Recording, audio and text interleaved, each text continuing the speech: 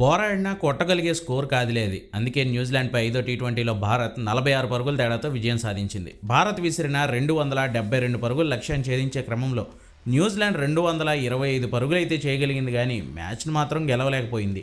భారీ target చేజ్లో Finn Allen అద్భుతంగా పోరాడాడని చెప్పాలి. అచ్చం ఇషాన్ కిషన్ ఎలా అయితే అగ్రెసివ్గా రెచ్చిపోయాడో అలానే దుమ్మురేపాడు.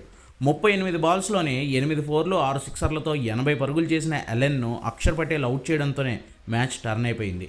రచిన్ 30 పరుగులు, మిచెల్ 26 పరుగులు, ఇష్సోది 33 రన్స్ చేయడంతో న్యూజిలాండ్ ఇంకో 2 బాల్స్ ఉండగానే 225 పరుగులకు ఆల్అవుట్ అయింది.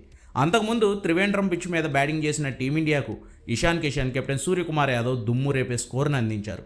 సూర్యకుమార్ 30 బాల్స్లో 63 పరుగులు చేస్తే చిచ్చరబిడుగు ఇషాన్ కిషన్ మాత్రం 43 బాల్స్లో 10 సిక్స్లు 6 ఫోర్లతో 103 పరుగులు చేసి కెరీర్లో తొలి సెంచరీ బాదేశాడు. పాండ్యా చివరిలో 17 బాల్స్లోనే 42 పరుగులు చేయడంతో భారత్ ఏకంగా 271 పరుగులు చేసి కివీస్కి భారీ టార్గెట్నే పెట్టింది. మొత్తంగా 46 పరుగుల తేడాతో భారత్ సాధించిన ఈ విజయంతో న్యూజిలాండ్ మీద టీ20 సిరీస్ను భారత్ 4-1 తేడాతో గెలుచుకోగలిగింది.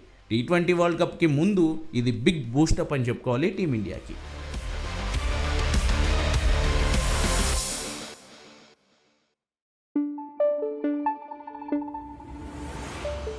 Thank you.